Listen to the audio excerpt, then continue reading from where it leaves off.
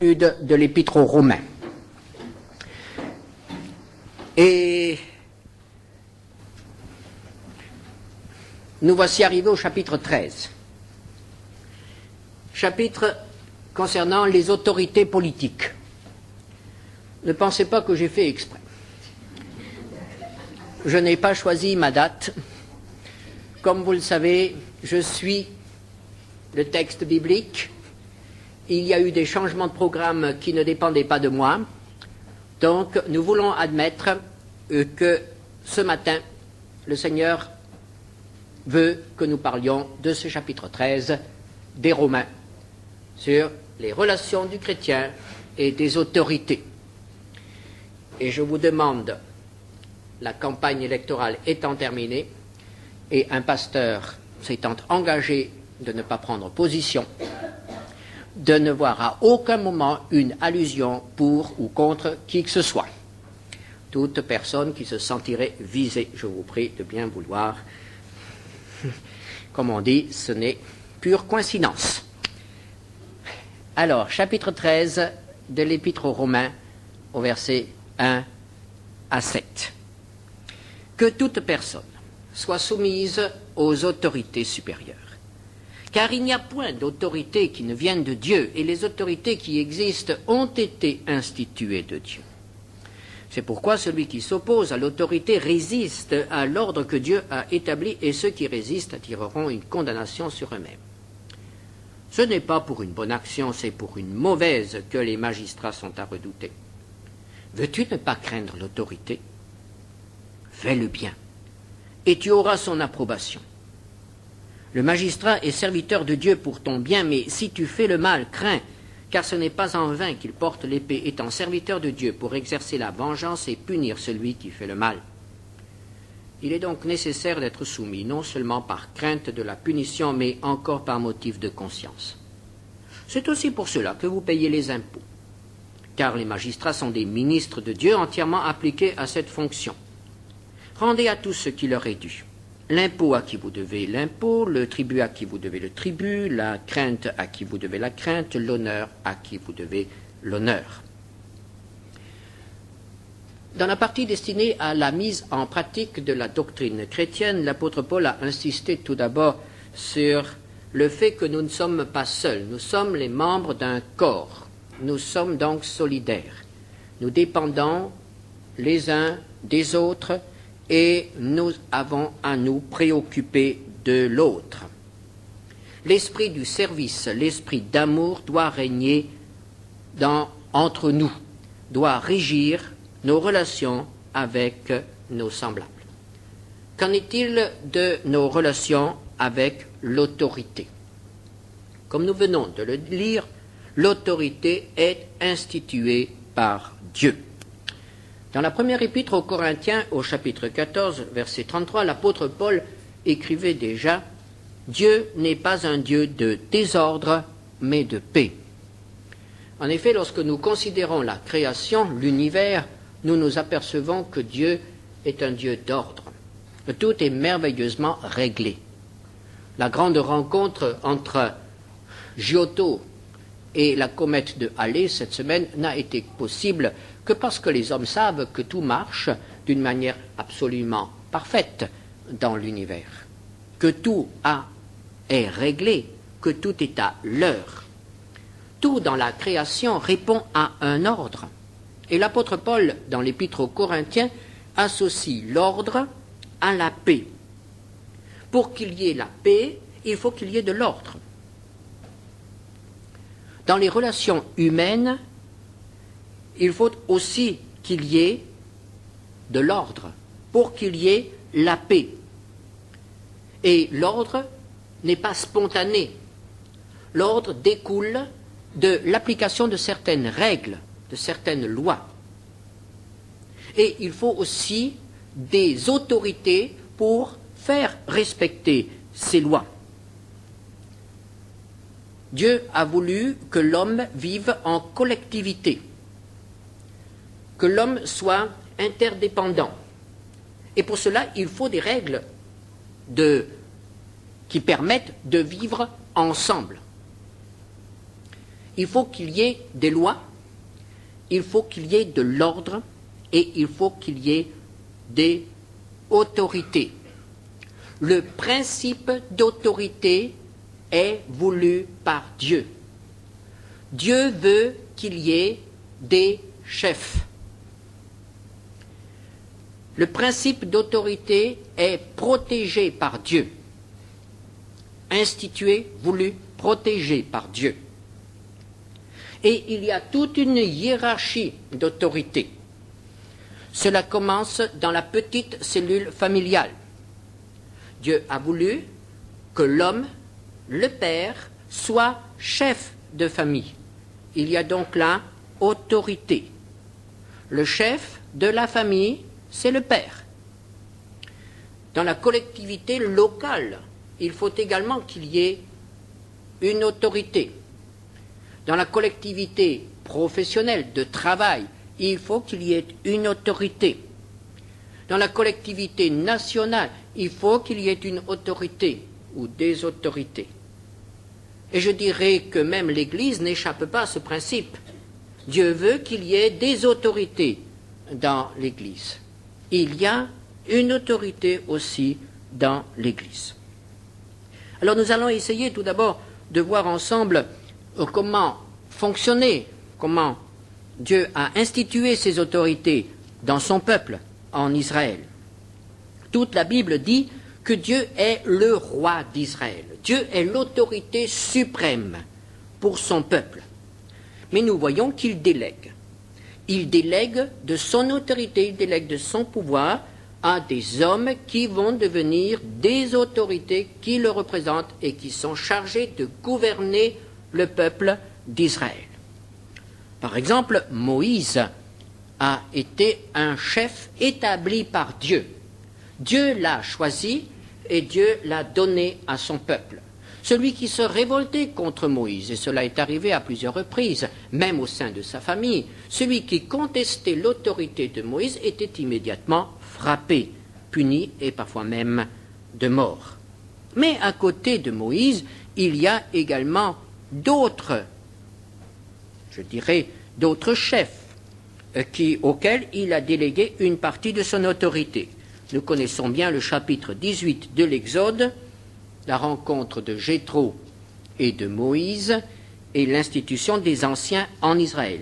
Exode 18, versets 21 et 22. Choisis parmi tout le peuple des hommes capables, craignant Dieu, des hommes intègres, ennemis de la cupidité. Établis-les sur eux comme chefs de 1000, chefs de 100, chefs de 50 et chefs de 10. Qu'ils jugent le peuple en tout temps, qu'ils portent devant toi toutes les affaires importantes et qu'ils prononcent eux-mêmes sur les petites causes. Allège ta charge et qu'ils la portent avec toi. Et vous remarquerez cette hiérarchie, 1000, 100, 50 et 10. Dieu a voulu ce principe d'autorité. Et nous voyons qu'il y a là un ordre. Dans la partie religieuse de la vie d'Israël, Dieu a donné un chef, c'était Aaron. Et l'autorité religieuse, l'autorité dans la maison de Dieu a été donnée à une famille. Elle est devenue héréditaire. Le souverain sacrificateur, le prince de la maison de Dieu, comme on l'appelait, était un descendant direct d'Aaron, toujours, jusqu'au temps tant que le temple a fonctionné. Donc, une fonction héréditaire dans le domaine religieux. Après Moïse, vinrent les juges. Les juges ont été des chefs que Dieu a suscités selon les besoins. Mais très rapidement, ces chefs ont été remplacés par une autorité établie, c'est-à-dire un roi.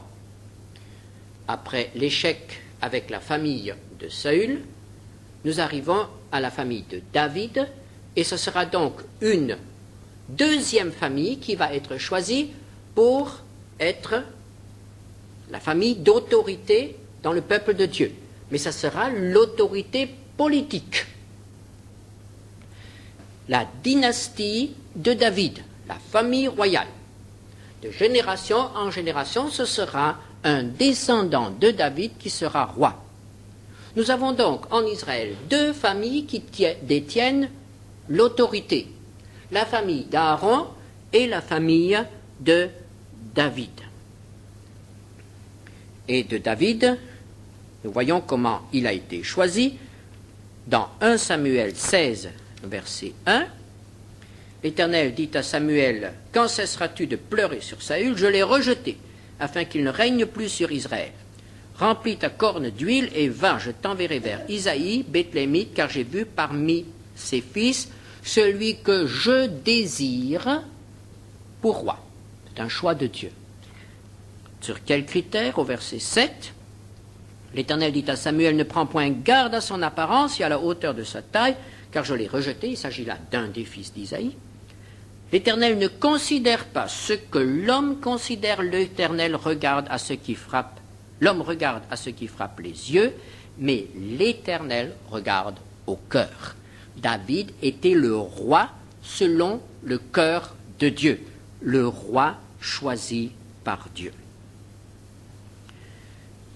Dans l'Église, l'apôtre Paul donne également des instructions et nous prendrons le verset 5 du chapitre 1er de l'Épître à Tite, Tite 1, verset 5, « Je t'ai laissé en Crète afin que tu mettes en ordre ce qui reste à régler et que, selon mes instructions, tu établisses des anciens dans chaque ville. » Donc, ancien, qui dit ancien? À l'époque, c'était tout à fait clair.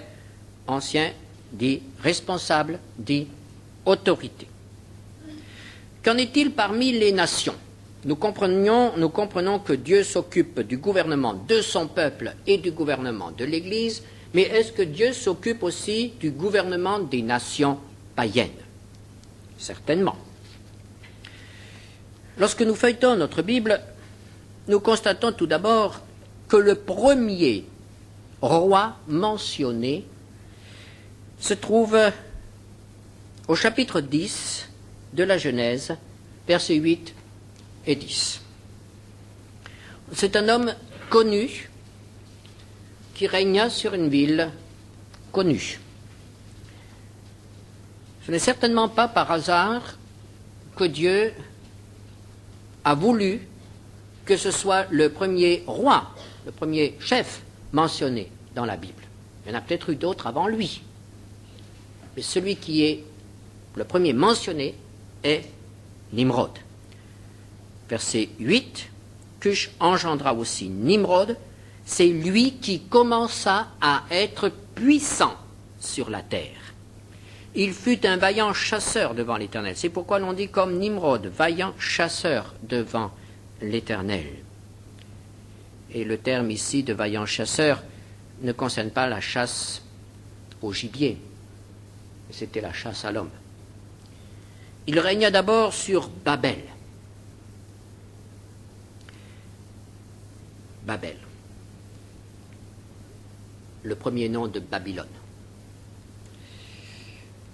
Le premier roi mentionné dans la Bible, c'est donc ce Nimrod, cet homme cruel, cet homme qui bâtit son empire dans le sang et dont la première capitale sera Babylone, Babel. Cette Babylone qui va rester jusqu'à la fin.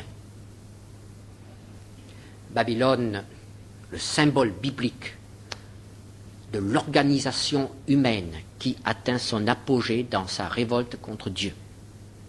Le symbole de la réussite de la puissance humaine contre Dieu. Nimrod, le premier roi.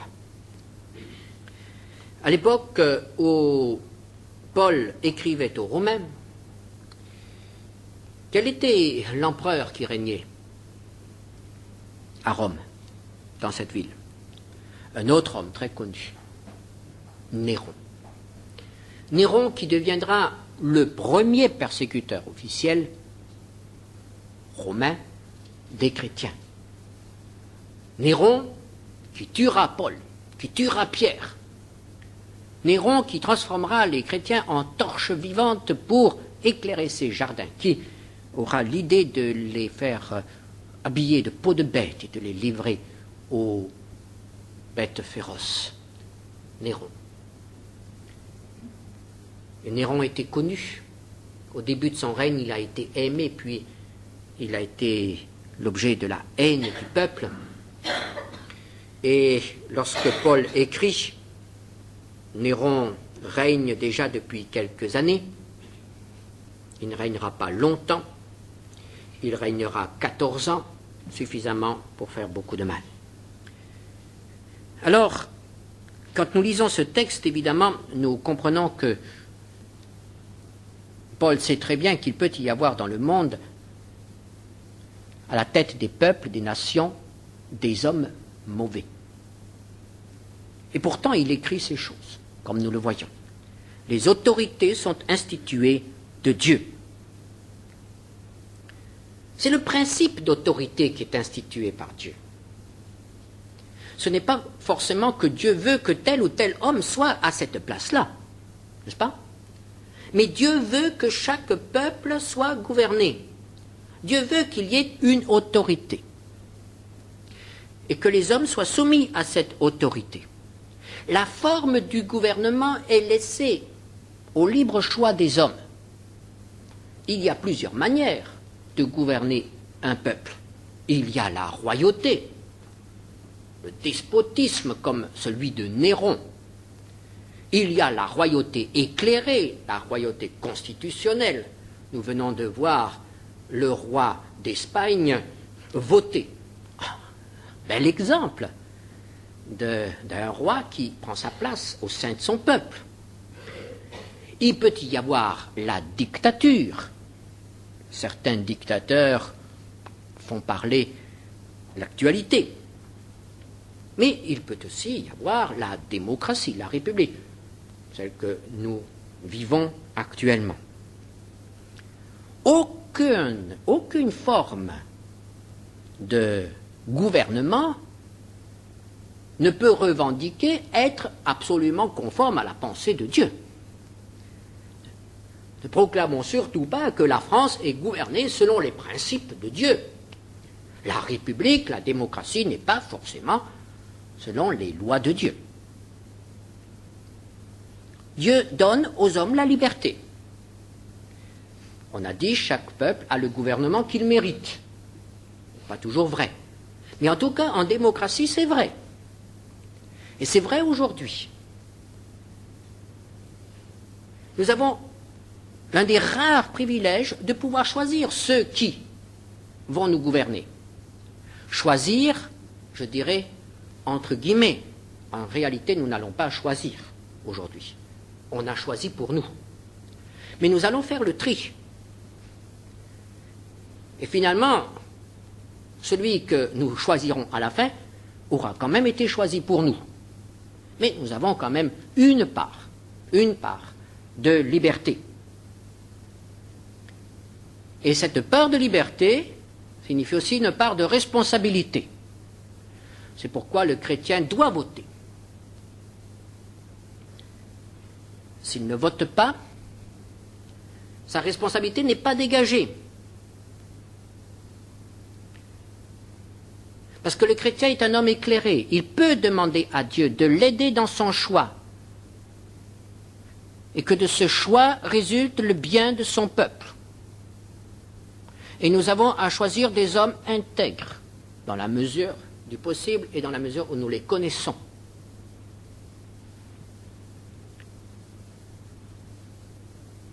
Et le chrétien peut au moins prier pour que son choix soit le moins mauvais possible. Et c'est pourquoi, étant éclairés et ayant cette capacité, nous devons à notre peuple de nous exprimer selon notre conscience et sous le regard de Dieu.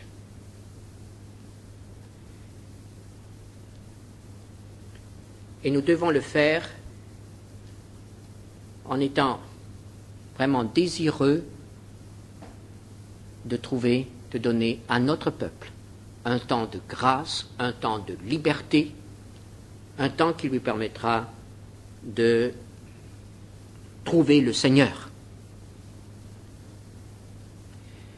La forme de gouvernement n'est pas révélée par la Bible. Dieu nous laisse libres, une très grande liberté. C'est vrai aussi dans l'Église. Il y a plusieurs formes de gouvernement de l'Église possibles. Et on n'a pas besoin de discuter là-dessus. Chacun choisit selon ce qui correspond à ses pensées, à ce qu'il pense être bien, selon la parole de Dieu. Mais nous ne pouvons pas prétendre avoir la meilleure forme. D'autres formes sont tout à fait aussi valables. Mais il faut une autorité. Malheur au peuple où il n'y a plus de chef. Une situation comme au Liban est un jugement, est une malédiction, est la pire des choses que l'on puisse trouver. Quand le peuple est en révolte, les chefs sont nombreux et il n'y a plus de chef. Prions pour que notre peuple ne connaisse pas une situation semblable. Dieu garde le contrôle même dans les pires situations. Lorsqu'à la tête d'un peuple se trouve un tyran sanguinaire, Dieu garde le contrôle. Et cet homme ne pourra pas aller au-delà de ce que Dieu permet. Daniel 2, verset 21. C'est Dieu qui change les temps et les circonstances, qui renverse et qui établit les rois, qui donne la sagesse aux sages et la science à ceux qui ont de l'intelligence. Et chapitre 4, verset 32. On te chassera du milieu des hommes, tu auras ta demeure avec les bêtes des champs, on te donnera comme aux bœufs de l'herbe à manger, et 7 temps passeront sur toi, jusqu'à ce que tu saches que le Très-Haut domine sur le règne des hommes et qu'il le donne à qui il lui plaît. Et le Seigneur Jésus disait à Pilate, qui se vantait d'avoir le pouvoir de lui maintenir la vie ou de le faire crucifier, Jésus lui disait, tu n'aurais sur moi aucun pouvoir s'il ne t'avait été donné d'en haut. Les hommes exercent un pouvoir sous le contrôle de Dieu. Parlons de ce pouvoir. Le pouvoir, oui, mais dans quel but? Le péché a profondément perturbé, corrompu l'ordre voulu par Dieu, que ce soit dans la famille, que ce soit dans la nation. L'homme est un rebelle. L'homme étant rebelle par nature, réfractaire à l'obéissance, il est normal qu'il soit réfractaire à toute forme d'autorité. L'homme naturel ne supporte pas l'autorité, que ce soit l'autorité familiale, l'autorité professionnelle, l'autorité dans l'Église, l'autorité dans la nation.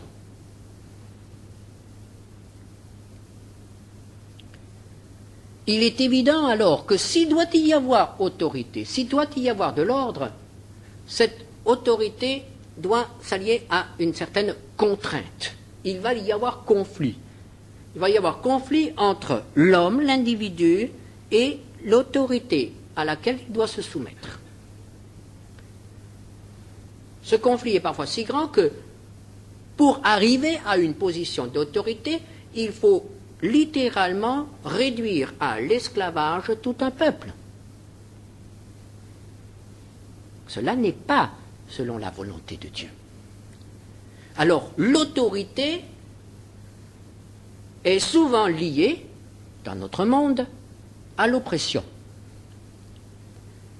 Et on recherche le pouvoir pour se servir, pour pouvoir dominer les autres. quelle est la pensée du Seigneur concernant l'exercice du pouvoir? Romains 13, verset 4. Le magistrat est serviteur de Dieu pour ton bien. Magistrat, serviteur.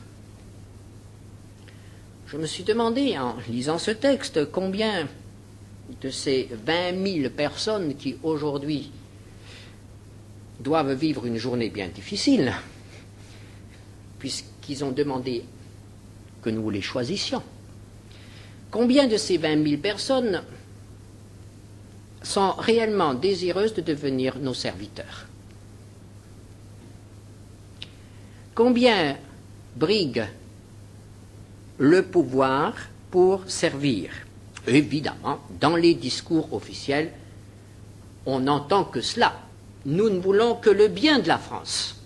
Chacun le proclame, haut et fort, pour nous en convaincre. Mais Dieu qui sonde les cœurs, je l'espère, trouvera quand même quelques-uns qui sont réellement désireux de servir. Le magistrat est un serviteur. D'ailleurs, le mot ministre signifie en réalité serviteur. Et en France, nous avons un Premier ministre. Eh bien, c'est le premier serviteur de la France. Je ne sais pas si beaucoup y pensent. Le magistrat est aussi serviteur de Dieu.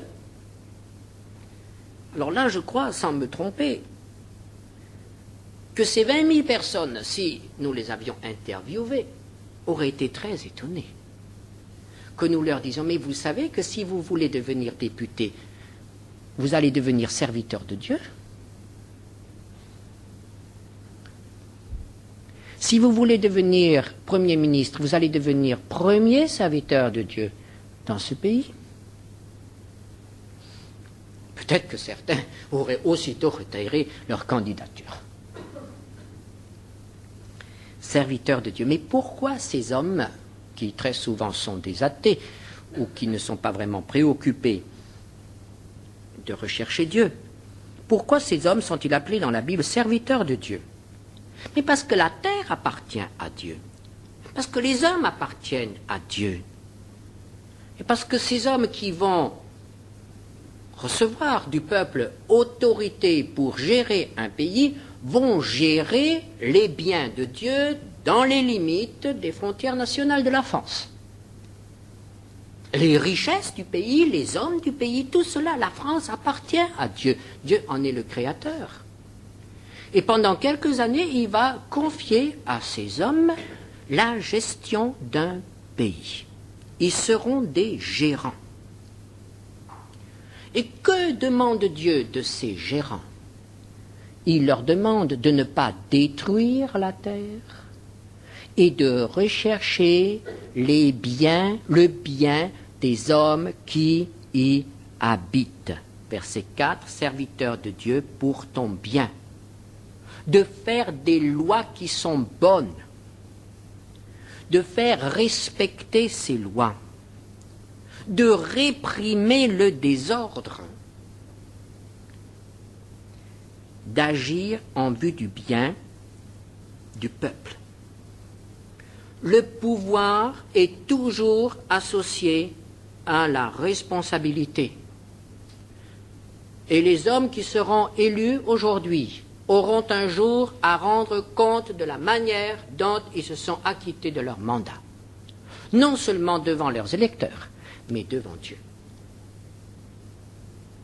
Les grands et les chefs de ce monde auront un jour une responsabilité particulière devant Dieu. Qu'avez-vous fait de ce que je vous ai confié? Mais cela est vrai aussi pour chacun d'entre nous, dans la mesure des responsabilités qui sont les nôtres. Et nous avons tous une parcelle de responsabilité, une parcelle d'autorité. Nous aurons à rendre compte si nous sommes pères de la manière dont nous avons exercé l'autorité au sein de notre famille. Nous aurons à rendre compte si nous sommes chefs d'entreprise de la manière dont nous aurons exercé notre responsabilité. Si nous avons une responsabilité d'autorité dans une église, dans une communauté, nous aurons à rendre compte à Dieu de la manière dont nous aurons porté nos responsabilités.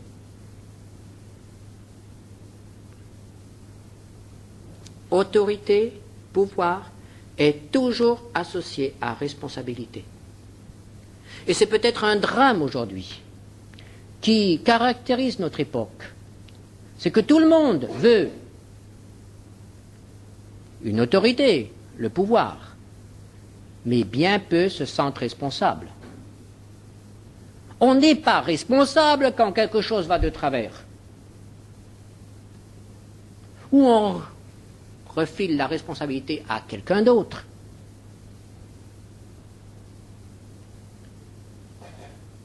Il faut que nous sachions cela. Dieu associe toujours l'autorité, le pouvoir à la responsabilité. Comme il associe la liberté à la responsabilité. Tu peux faire tout ce que tu veux, mais sache que tu auras à rendre compte. Et tu auras à rendre compte selon les lois de Dieu, pas selon tes idées, pas selon tes excuses, pas selon les choses qu'on arrange soi-même, selon la loi de Dieu, selon la volonté de Dieu. Nous aurons tous à rendre compte. Alors c'est pourquoi l'apôtre Paul a quelque chose à dire aux chrétiens dans leur relation avec l'autorité. Et il leur dit, soyez de bons citoyens, soyez de bons sujets. Soumission, au verset 5, il est donc nécessaire d'être soumis, non seulement par crainte de la punition, mais encore par motif de conscience. J'obéis aux lois, pas parce que je vois le CRS casqué matraque au poing, mais j'obéis aux lois parce que je suis chrétien. Par motif de conscience.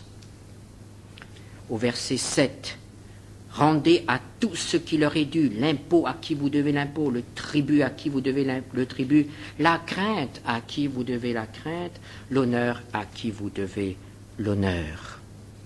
1 Pierre 2, verset 13.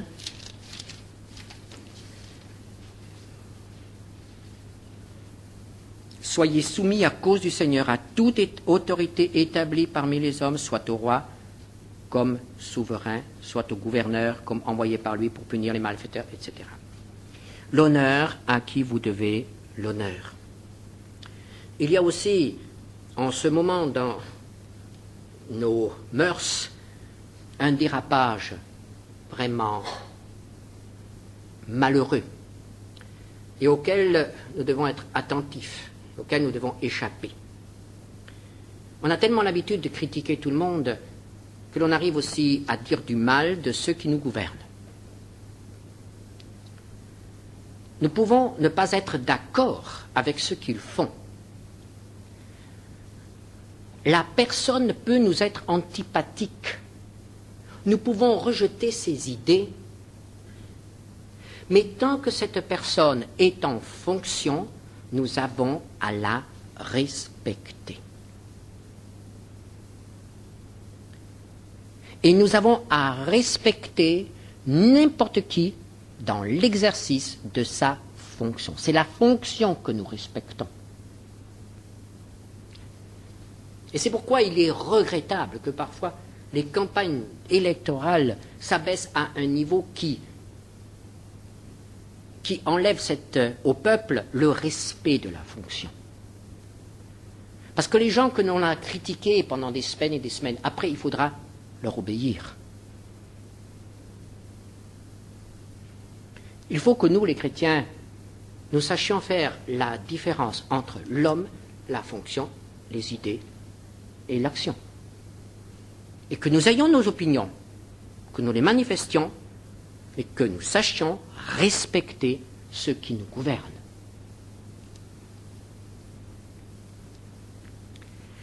Y a-t-il des limites à cette soumission? C'est le grand débat depuis des siècles. Y a-t-il des limites? Vous savez que l'un des textes les mieux connus par les autorités communistes est celui que nous étudions ce matin. C'est un des textes qui est le plus souvent lu aux chrétiens lorsqu'ils sont arrêtés. On leur dit, vous avez distribué la Bible, vous savez que c'est interdit, la Bible vous dit, soyez soumis aux autorités. On leur dit, vous avez enseigné les enfants, la religion aux enfants, c'est interdit par notre loi. Votre Bible dit, soyez soumis aux autorités. Vous désobéissez à Dieu en enseignant la parole de Dieu aux enfants. C'est un débat qui a déjà profondément préoccupé les réformateurs à l'époque des persécutions. Certains réformateurs, comme Luther, ont adopté un principe: les sujets doivent avoir la même religion que le chef, que le roi. C'est la raison pour laquelle certaines régions allemandes sont catholiques, d'autres régions allemandes sont protestantes. Les réformateurs qui ont suivi Calvin ont adopté une autre attitude. Choix individuel, soumission aux autorités, mais attention, jusqu'à un certain point. Et c'est grâce à cette vérité-là, à ce principe-là, que la réforme a pu se maintenir dans des pays dont le souverain n'était pas protestant. Dans quelle limite la soumission? Dans Romains 13, nous n'avons pas la réponse. Mais nous avons la réponse dans d'autres textes. Lorsqu'il y a conflit, comme j'ai dit tout à l'heure, il y a une hiérarchie dans l'autorité. Nous n'avons pas immédiatement affaire à l'autorité supérieure. Nous avons affaire à une autorité inférieure, la plupart du temps. Si, par exemple, ce que nous demande l'autorité inférieure ne correspond pas à la volonté expresse de l'autorité supérieure, nous avons à en référer à l'autorité supérieure. N'est-ce pas? Alors, si par exemple, dans la famille, l'autorité inférieure, le père, demande à son fils d'agir contre les lois du pays, par exemple le vol, le meurtre, etc., Dieu dégage le fils de l'obéissance à l'autorité paternelle, puisqu'il y a contradiction entre l'autorité paternelle et l'autorité supérieure, l'autorité de la loi. Mais ce qui nous intéresse, nous, c'est la relation avec les autorités dans le domaine spirituel. Alors, lorsqu'il y a conflit entre ce que nous demande une autorité humaine, quelle qu'elle soit, même s'il s'agit de la plus haute autorité humaine qui soit au-dessus de nous, le roi, le chef, et que ce que nous demande cette autorité est en contradiction avec l'autorité que nous avons reconnue et qui est Dieu, nous avons à nous opposer. Et c'est ainsi que les apôtres disaient dans Acte 4, nous connaissons bien ce texte, Acte 4, verset 19, « Jugez s'il est juste devant Dieu de vous obéir plutôt qu'à Dieu. » Et là, nous soulignons qu'il y a conflit entre la volonté de l'autorité et la volonté de Dieu. Et de ce fait, c'est l'autorité qui nous demande quelque chose qui est contre la volonté de Dieu qui va avoir à rendre compte à l'autorité supérieure qui est Dieu.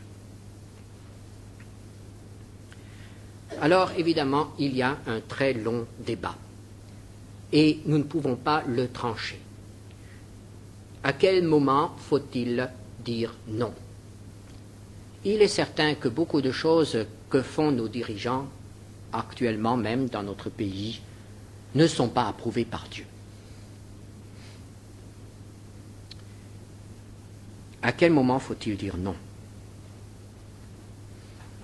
à quel moment doit-il y avoir refus d'obéissance, insoumission? Je crois que Dieu nous laisse là, libres, d'adopter notre position selon nos connaissances, selon les relations que nous avons avec lui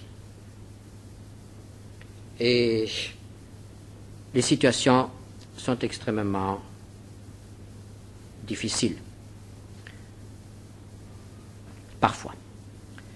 Mais notre problème, il faut quand même le dire, ce ne sont pas les relations ici dans notre pays avec les autorités supérieures.